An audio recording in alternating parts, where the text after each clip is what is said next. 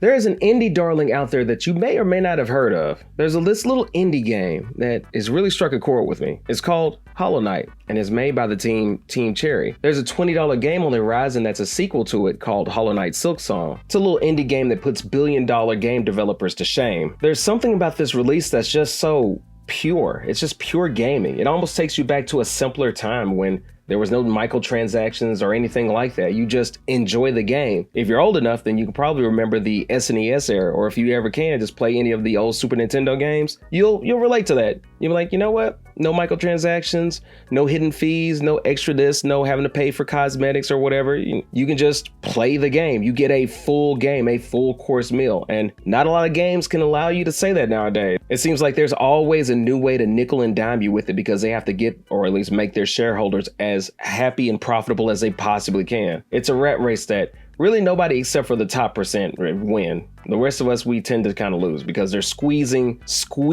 us. And really something about Hollow Knight Silksong, I think it exposes a really ugly fact about the industry and why the little guy's giving us more than the giants does. Silksong in and of itself, the fact that it's $20 is insane. It's a full-sized, handcrafted, and I am not even going to say a cheap game. It's a valuable game. It's made by developers that realize, hey, the fans come first. If the fans will treat us well, we'll treat them well back. And so far, they haven't done us wrong in any way, shape, or form. And hey, I'm pretty sure they're going to return the favor. Yeah, if you treat your fans right, they're probably going to treat you very, very, very, very well. And considering how the way things are, especially with inflation, thanks to certain individuals, the fact that Silksong is anticipated as it is only worth $20 is truly insane. Even Hollow Knight, when it came out, especially with all the DLC packed into it, was easily worth $40. And I'm being generous when I say that. It really probably should be worth at least $50, but we're gonna say $40. Even when it came out,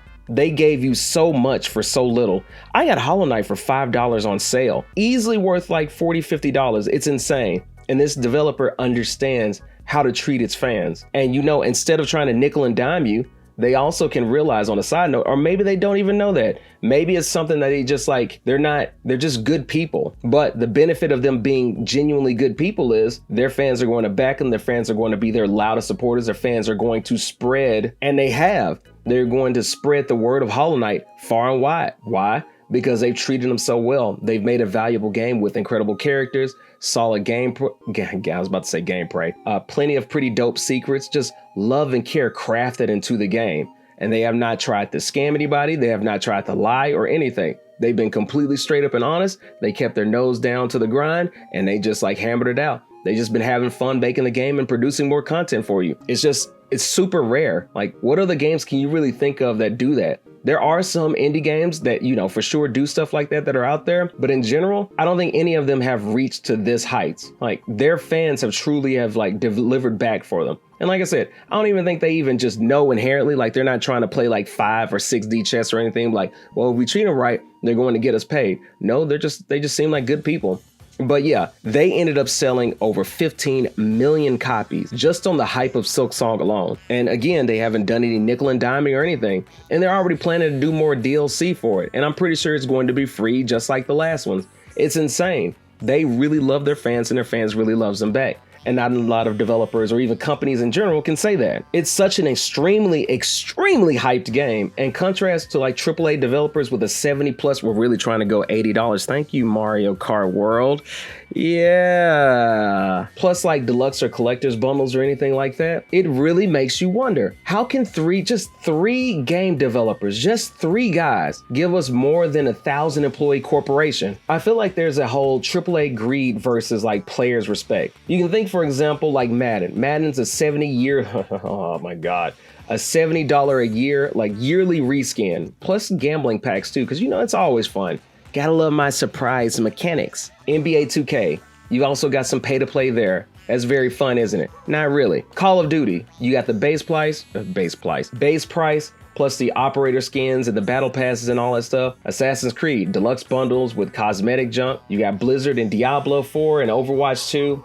With all the predatory aspects of that too. Players are paying more, but I feel like they're really getting less. They don't do like the old school developers where they really make you a handcrafted, beautiful tale, something that you can always remember and carry with you, rather than like, let's get a little $5 here, let's get a little $3 here, let's get a little 50 cents here, let's get $10 here, let's get $19 here, and so on and so forth. And that's what Hollow Knight Silksong, I really believe that it takes you back to a much simpler time in gaming, to where it wasn't about, let me get as much as I can, let me squeeze blood out of a rock. No, not at all. It's like, hey, this is our passion project. We feel like we can deliver you an amazing story with amazing gameplay and a lot of banger features, instead of like, let me go ahead and just, let me reach into that pocket of yours.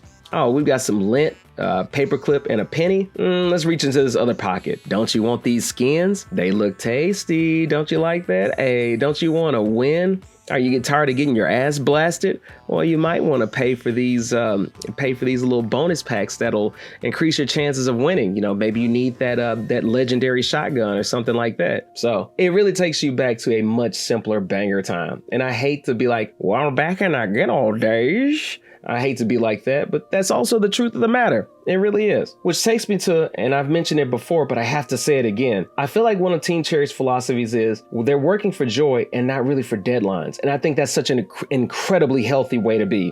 There's no crunch, no developer burnout, no publisher breathing down their necks. They can do what they want. They can chill and just like, hey, I have a really good idea. I have a really good idea. I have a really fun idea. Let's implement them. And we don't have to like get pressured to put stuff out. And I think that's really cool. Like Silksong delayed multiple times, sure, but I feel like the fans trusted him. Yeah, we had some memes and stuff here and there as far as like feeling like clowns for waiting so damn long. But in the end, wouldn't you say it paid off? When the norm is exploitation in the gaming industry, or really in any industry in general, a relaxed, joy-driven project just feels wild. It doesn't even feel real, does it? Does it really?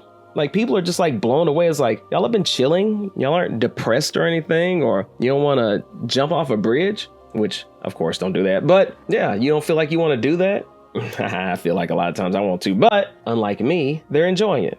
And I think that's beautiful. It really takes a lot of trust to get to that point, though, which takes me to delays and trust, which normally delays, you really start to get very wary. It's like, is this going to come out right? Or how bad is this going to be? What damage are we looking at here? With Team Cherry, delays at this point seems like respect, patience, and trust. And that's pretty goddamn dope. Like players want them to take their time. We want it to come out, sure, but as said before, or at least as Miyamoto said it before, a rushed game is bad forever. I'm paraphrasing, but you get the idea. I think it's a very timeless lesson there. Trust is earned by respecting your audience and really not by exploiting them. And there's such a net positive rarity to this whole thing. Silksong to me is like an anomaly in gaming. It's affordable, it's passionate, and it's respected. In an age where it's like gaming news usually is like means like another like, this game got canceled, and delay, cancel, which we're still wondering about Beyond Good and Evil. That's on shaky ass ground if you've even ever heard of it at this point, because it's been announced for a very long time. So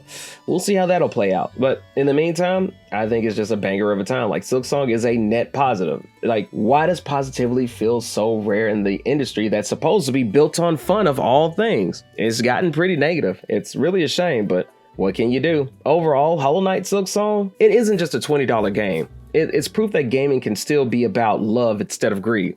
It's a reminder that players deserve respect and not exploitation. Really, people in general deserve respect and not exploitation. And maybe the scariest truth of all this, like the Giants could do the same thing tomorrow. They really could, but they won't, because 3 developers cared more about the players than a multi-billion-dollar corporation unfortunately ever could. That and their shareholders. But anyways, that's just me yapping. You can tell me what you think. Feel free to like, comment, subscribe, all that other good stuff. But would you rather keep paying like a $70 for a big production game, or $80 at this point? Like I said, thank you, Mario Kart World, or $20 for pure passion? Feel free to leave those comments down below. Like, sub, all that stuff is free, and it helps me out an insane amount. You have no idea how much that helps me out. It's a big help. And anyways, if you agree with what I said or I didn't, dislike and tell me what you think down below. But that's pretty much it.